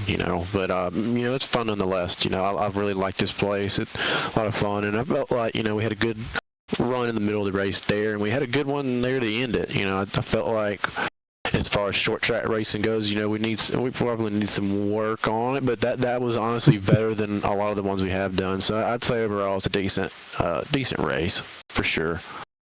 Well, good job of finishing here and second tonight. And before we let you go, anybody want to give a shout out to or thanks to? Yeah, Grady and Jacob, because I was fourth place behind them struggling, and I said, hey, what's your brake bias at? And they shared that information, and I actually kind of tried to mirror theirs, and it really helped me there. I was able to keep up with Tommy there at the end. So if Grady and Jacob don't share that, I'm not finishing second tonight. So really big shout out to Grady and Jacob, because I really appreciate the teamwork there, and I'm sure if they ask me at some point, I'll gladly pay it forward. I mean, it's been really fun to run with Grady, Jacob, and Tim this year. It's been a blast, and that's another thing. Our teams, we're up pretty big in the team points in this series, and also shout out to you guys. I mean, y'all guys have to sit there and watch us. It can't be the funnest at times, but thank you for giving us some airtime and all that y'all do. And I felt like Scott nailed this up this week. I felt like it couldn't have been any better. He did an outstanding job setting up the car tonight, and that sums it up. Yeah, certainly seemed a little bit racy for a Martinsville setup, but not to the point where it was just snapping loose. Certainly some guys struggling with that off of turn 4, but other than that, it was at least something that you guys can drive, and it wasn't just pushing like a dump truck in the corner. So definitely a shout out to Scott for a good setup, but a good job for you and for the team here tonight, grabbing a second place and second, third, and fourth for that matter. But we will let you go celebrate with the team. Absolutely. Thank you guys. At your second place finish here, the 24 of Andrew Ratcliffe. And now finally, Jimmy, why don't you go ahead and take our winner here tonight, the 60 of Tommy Ryan. Hey, Tommy, Jimmy, and Carl, I'm going to boot you copy. Yes, sir. How's it going? Oh, not too bad, considering we talked to you not too long ago. Yeah, another win here on CRN, but this time with in the Top Gun series with the UCRL boys. And man, you were just quick out there tonight, and didn't really look like people had the other drivers had much for you, as you're pretty dominant there. The only thing I think plagued your back bumper was some of the cautions that allowed Andrew Ratcliffe to kind of tag along there for a ride. There's a lot of wondering if he had enough to kind of get to your back bumper, and then what he would do to possibly get around you. But you just showed a lot of dominance here tonight, and I think only a few times you went back. You didn't lead a few laps there, but pretty much you led the whole thing. So great job here. And if you want to just give us a little rundown on how the race went for you, as there was some cautions that kind of plagued you from pretty much lapping the whole field, as in actually there's, I think everybody but one person was on the lead lap. So because of the amount of cautions that was here tonight. Yeah, the cautions were bad. Unfortunately, you don't have live spotters when things are checking up in the middle of the corner, so you're only you're dealing with what you got when you get there. So you don't have like I said, a spotter saying, hey, check it up off 2, and then when you're entering 3, you can kind of mail for that. So unfortunately, sometimes or a lot of times, Martinsville and other places don't create a good example of iRacing on how clean races can be. It's just tough to be in traffic here because of accordions, and things are going to happen. with the restarts and stuff, the only thing I was struggling with is I did really good in the first half of the race getting through the gears, but I kept having a hard time getting the thing into third gear and then sometimes fourth gear. And any little jump that I got on the start, second and third place were just gobbling that right back up by the time we got off two. And I had to drive really hard and be very disciplined about how hard I could charge the corner, because if you got on the brakes too hard or drove in a little bit too deep, man, it would just slide the fronts, and then the tires would be really mad for a few laps. But I just tried to keep track position the whole time. I knew if I could just control the restarts, it was going to be really tough for those guys to get to me. And Andrew, he really kept me honest there in the closing laps there. I'm not sure if he was on a little better tires or I stopped fueling the car because I didn't want it to be loose. The balance changed there with about 5 to go. I had to be very careful with throttle, and that's how he was able to get back to me. Before the runs, man, I could just mat that thing in about the center, and it would eat off the corner just so good. But yeah, that was pretty much the strategy. I just keep track position, control the restarts, and stay up front. And as long as I did that, when the fuel mileage game at that point, it's just, track position. Yeah, short tracks. Like you were saying, there's some great racing that can be here, and there's a lot of talent, just like you said, a lot of discipline on the car. You just can't send it in. And I was talking to Carl earlier, and how it can be difficult how they're difficult to judge that closing distance rate, and so you're not rear-ending somebody, and everybody's got different equipment, and knowing how much pressure is needed to brake and not slide that car. But you did an outstanding job here tonight, as usual, and coming away with another win here at Martinsville in the Top Gun series. So we'll just from CRN to you, just congratulations on the first place finish here, and give you a little bit of time for any thanks that you may have or any shout outs. Yeah, thanks for Scott. He's got he's got some stuff to deal with after this one. It's got obviously a lot of cautions, people upset at each other. Thanks to my sponsor, Northern Tool and Equipment. It's Northern Hydraulics on the car. That was what the founders called the company back in 1981 when it was founded. But northerntool.com. Go buy some toys. We got a lot of stuff on sale right now. Spring is sprung, and you need tools to get out in your yard. So go order something from us. Well, it sounds like a plan. I got plenty of yard work to do around here. I'll have to check you guys out, that's for sure. But again, we want to say congratulations, and we'll let you get out of here and go celebrate with your teammate and your teammates and your friends and family. All right, man. Appreciate it. All right, that your winner here tonight, the 60 of Tommy Ryan. And I mean, regardless if we had the amount of caution that we had or not, the 60 was going to be tough to beat here tonight. Anytime we had any kind of green flag run, it seemed like he stretched out to a 1 second lead pretty quickly before the next caution was right around the corner. But a pretty dominating car tonight, and maybe had we had a flag run, could have had some differing pit strategies that could have shuffled him back in the field, and maybe someone else had a chance to beat him. But the 60 was just a dominant car here tonight. Yeah, 60 did a great job, and he started on the pole. He was fast, and he was fast all night. And we've seen a lot of fast cars get up there. Some incidents we caught on the broadcast, self spins and stuff. But overall, Carl, as much as I hate the short tracks, it's good for the drivers to get out here, get the experience out here, keep and if you are experienced, keep the muscle memory going for these things, because if you don't get out here, you're not going to get any better. And if you drive these cars a lot, you need to put the time in. It's just going to make you that much better later on. Even if you had a bad race this race, you just keep getting out there and doing your thing. So, but anyways, that's Martinsville, man. I mean, short track racing, Tommy Ryan on top over Andrew Ratcliffe and Grady Gherkin. And I'll bring up the rest of the results here and show them up on there on the screen. But Tommy Ryan, Andrew Ratcliffe, Grady Gherkin, Jake Lesh, Eric Jeffers, Matthew Simmons, JP Phillips, Mark Thomas, Tony Japs, Scott Bolster, Brent Kirby, Jasper Crawford, Stuart Alfred, Joshua Witherspoon, Chris Comedlin, Tim Glass, Jeff Ryan, Justin Kirby. Thank you guys for showing up tonight and putting on a great show here at Martinsville. And I'm looking forward to seeing him at Charlotte, Carl. Yeah, absolutely. I think these, like you said, these guys just need to get in there and get some of these short track, under their belts. You can't just leave them off the schedule, whether you'd like to or not. I want to. But I mean, a lot of times you get into these short track races and it's close and it's hard to pass sometimes, but you're right on it every time, and you're right on the next person right in front of you and behind you the entire time. And it makes it, when you go to, the next tracks like your Charlottes, or you go to, Talladega or Daytona, and it seems like there's just so much more space, so much more room for activities.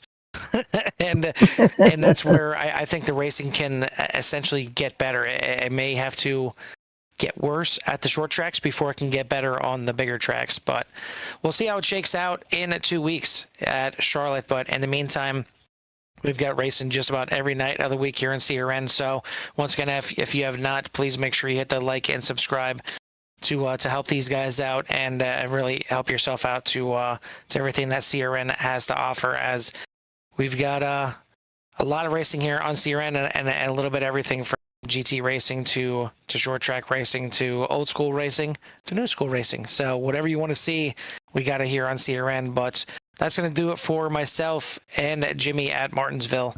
We'll see you at the track. Peace.